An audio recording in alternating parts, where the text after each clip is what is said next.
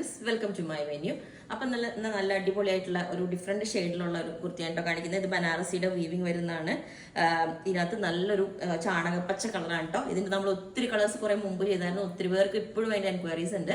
അപ്പൊ ഇതിപ്പോ കുറച്ച് ലിമിറ്റഡ് പീസ് നമുക്ക് ഇതിനകത്ത് കിട്ടിയിട്ടുള്ള നല്ലൊരു സിൽക്ക് മെറ്റീരിയൽ ആണ് കേട്ടോ. അത് ശരിക്കും അതിനകത്ത് ബനാറസിയുടെ വീവിങ് വന്നേക്കുന്നതാണ്.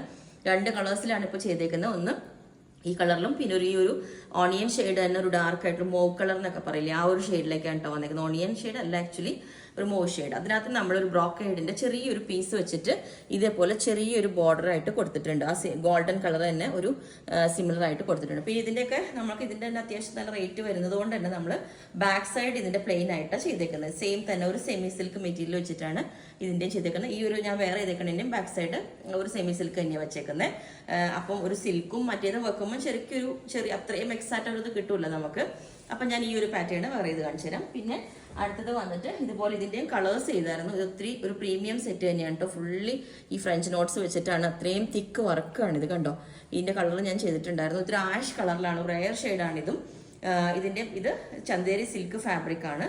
ഇതിനകത്ത് നമ്മൾ ഇതേപോലെ തന്നെ ക്രേപ്പ് ലൈനിങ് കൊടുത്തിട്ടുണ്ട്. ഇതാണ് അതിന്റെ യോക്ക് വരുന്നത്. ഈ ഒരു കളർ വേറെ ഇതിന് ഇങ്ങനെ ഉണ്ടാവും. ഒത്തിരി പേര് എൻക്വയറി ചെയ്തൊരു കളറാണ് കേട്ടോ ഇത്. നമ്മുടെ ലിമിറ്റഡ് പീസസേ ഉള്ളൂ, ഒത്തിരി പീസസ് ക്വാണ്ടിറ്റി നമുക്കില്ല. ഇതാണ് നേരത്തെ വേറെ ഇതിന്റെ കളർ. ഇതൊരു നല്ലൊരു റെയർ ഷെയ്ഡാണ്, ശരിക്കും ഒരു സിൽക്ക് മെറ്റീരിയൽ ആണ് ഇത്.